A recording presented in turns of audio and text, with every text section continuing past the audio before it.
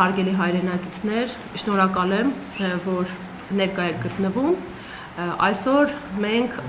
ազդարարում ենք համապետական հանրագրի մեկնարկ, հոսանքի սակագինը իջեցնելու պահանջով։ Մի փոքր նախաբան ներկայացնենք, ինչ տեղի ունեցավ դեռևս ծույն թվականի մայիսին Հեթի հայ էլեկտրական ցանցեր փակ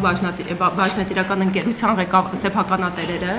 հանրային ծառայությունները կարգավորող հանձնաժողովին ներկայացրել էին դիմում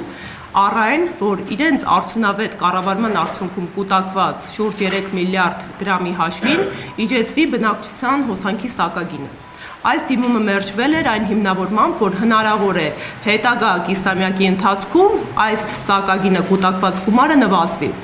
Ինչպես սեփականատերերը ճշգրտորեն հաշվարկել էին, երկրորդ կիսամյակում այս գումարը ոչ միայն կրկնապատկվել էր, այլ նաև գերազանցել էր կրկնապատիկը։